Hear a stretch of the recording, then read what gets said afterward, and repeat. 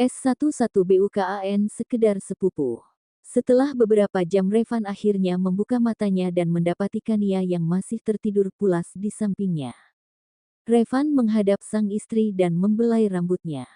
Ternyata kamu sudah tidak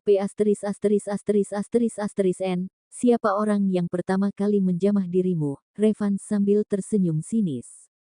Kenapa gue jadi ingat sama Doni, katanya dia mau nikah, emang beneran dia udah mendapat jodohnya. Gumam Revan. Revan mengambil ponselnya, dan langsung mengirim pesan untuk Doni, karena takut mengganggu Kania jika bicara lewat telepon. Hai bro, apa kabar? Gue baik, wah pengantin baru apa nggak lembur, sempat-sempatnya kirim pesan, Doni sambil bercanda. Sialan lo, bercanda aja terus, Iwan di mana? Tanya Revan. Nih, ada di samping gue, lo kenapa sih nggak ngomong langsung aja? Ngapain pesan-pesanan kayak gini, kayak orang pacaran aja. Kania lagi tidur, gue takut bangunin dia. Wah, pasti abis belah duren nih, gimana bro rasanya? Boleh minta bocoran nggak? Bentar lagi gue nikah nih. Lo serius mau nikah? Cewek mana yang mau sama lo? Wah, lo nggak usah ngeledek ya, nih gue lagi sama dia, kita lagi jengukin temannya yang lagi sakit. Iwan juga ikutan di situ, emang kalian kenal juga. Petik 1. Itu pesan terakhir dari Revan yang belum sempat dibalas oleh Doni, karena Nisha memanggilnya. Doni menghampiri Nisha yang duduk di dekat Sahila, sementara hari sudah mulai gelap, Cindy dan Randy pun pamit, sedangkan Pak Cakra pergi ke kantor karena ada urusan. Kini Iwan, Doni dan Nisha yang menunggu Sahila di rumah sakit. Kenapa Nes? Apa perlu bantuan? Enggak, cuma heran aja. Mas Doni kelihatannya sibuk banget sama ponsel. Emang Mas Doni lagi chattingan sama siapa? Siapa lagi kalau bukan pengantin baru si Revan itu, jawab Doni. Apa yang Pak Revan katakan? Tanya Nisha. Petik 1. Enggak ada, cuma nanya keadaan aku dan Iwan, dan nanya kita di mana gitu aja. Terus Kak Doni bilang apa? Kali ini Sahila yang angkat suara, membuat semua memandangnya lekat, apalagi Nisha yang tahu akan sikap Revan padanya. Kalian kenapa? Kok melihatnya gitu? Aku kan cuma nanya, apa nggak boleh? Ya aku bilang, aku dan Iwan di rumah sakit. Terus, tanya Sahila semakin penasaran.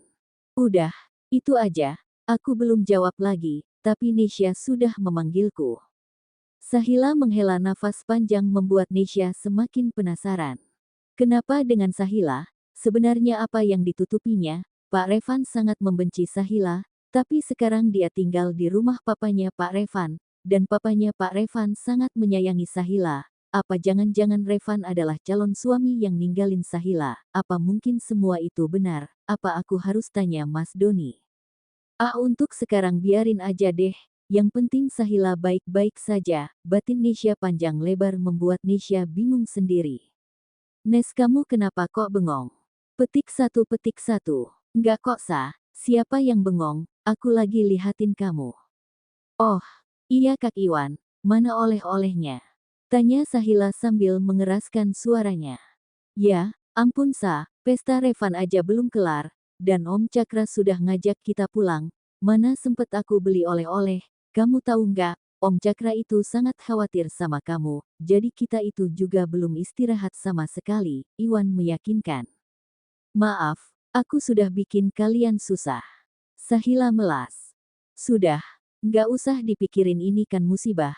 Lagian aku cuma bercanda kok, kapan-kapan, kita ke sana bareng-bareng ya, Iwan sambil menaik turunkan alisnya.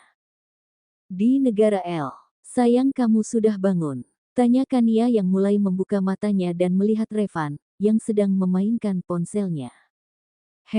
Hanya jawaban singkat dari Revan. Kania mengambil ponsel dari tangan Revan, karena Revan sibuk dengan ponselnya dan Kania merasa diacuhkan.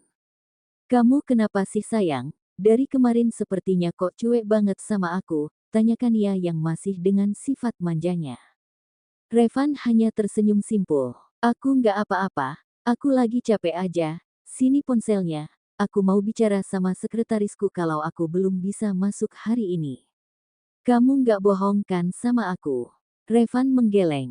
Aku nggak mungkin jujur sama kamu kak. Aku takut kamu tersinggung. Aku kira kamu dengan para lelaki cuma sebatas ciuman dan nggak lebih. Tapi aku salah.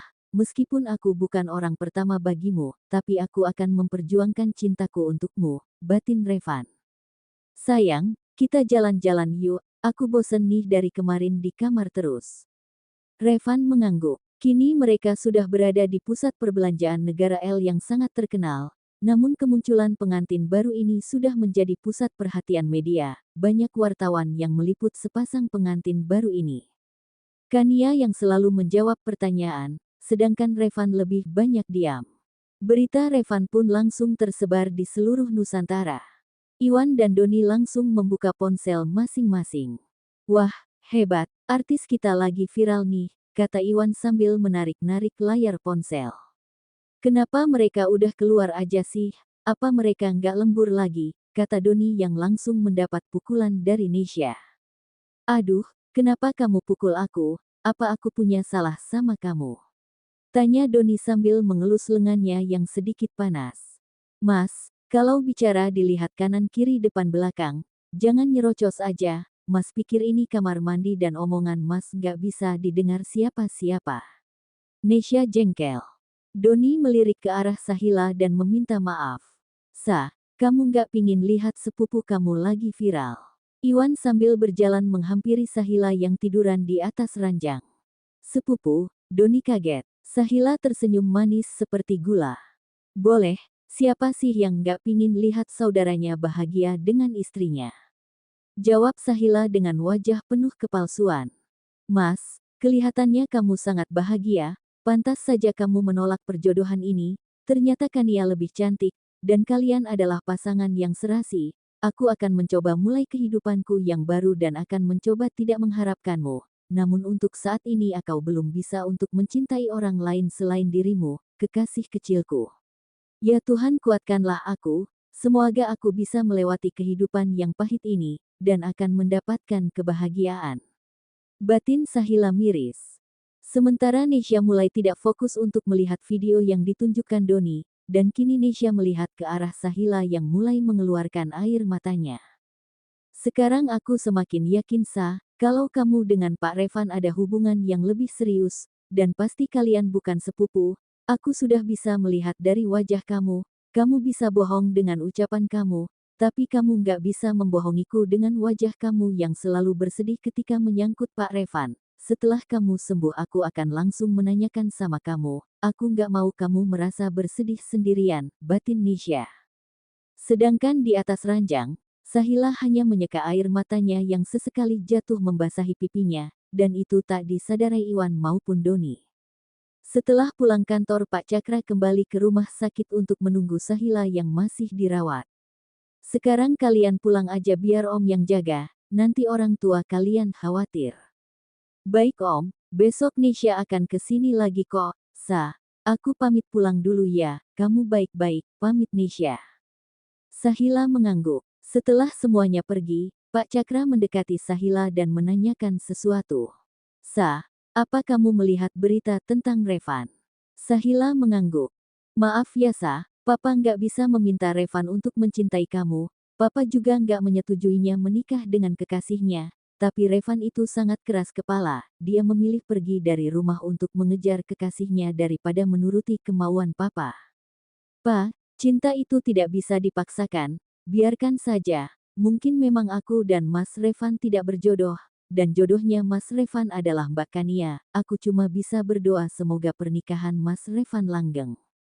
Kamu memang benar-benar anak yang baik Sa, meskipun kamu nggak menjadi menantuku, tapi aku akan menjadikanmu sebagai anak perempuanku, dan aku akan menjadikanmu wanita yang sukses, batin Pak Cakra sambil memegang tangan Sahila. Malam yang sepi Sahila yang masih merasa sakit pun tertidur, dengan ditemani Pak Cakra. Setelah menempuh perjalanan beberapa menit, Iwan pun sampai di rumahnya dengan wajah yang kucel membuat Mama Sonia bertanya. Wan, kamu seharian nggak ke kantor, tapi kamu kok baru pulang dari mana, apa kamu dari klub? Mama nggak tahu kalau aku sudah insaf, anak mama yang cakep ini sudah mau cari istri dan aku nggak mau ke klub lagi. Syukurlah kalau gitu, terus kamu dari mana? Dari rumah sakit, Sahila kecelakaan, dan sekarang dirawat di rumah sakit. Tadi Om Cakra ke kantor, dan gak ada yang menemani, jadi aku dan Doni ke sana. Wah, kelihatannya anak mama benar-benar jatuh cinta nih.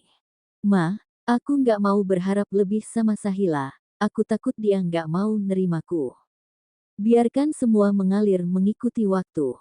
Iya, sekarang anak mama ini sudah dewasa, jadi kamu bisa ambil keputusan yang tepat. Iwan berlalu ke kamar meninggalkan mamanya yang masih mematung. Di dalam kamar Iwan melihat dirinya di pantulan cermin. Andai saja sah, gue yang menjadi calon suami kamu, pasti gue sangat bahagia dan menjadi orang yang paling beruntung di dunia ini. Gue tidak akan pernah sedikit pun menyakiti kamu, apalagi membuat hatimu terluka. Bodoh sekali orang yang sudah menyia-nyiakan wanita secantik dan sebaik kamu. Gue berjanji pada diriku sendiri, suatu saat jika gue tahu siapa laki-laki itu, gue pastikan akan gue bikin babak belur. Itu janji gue sah. Iwan tersenyum kecil. Mas, kamu nggak merasa aneh sama Sahila, dan juga Pak Revan? Tanya Kania pada Doni. Maksud kamu apa Nes? Doni mengernyitkan dahinya. Mas, kamu nggak lihat wajah Sahila yang langsung terlihat sedih saat melihat berita tentang Pak Revan? Doni menggeleng. Ya ampun mas, aku tuh merasa aneh. Jika mereka benar-benar sepupu nggak mungkin kan, Sahila nggak ikut ke acara pernikahan Pak Revan.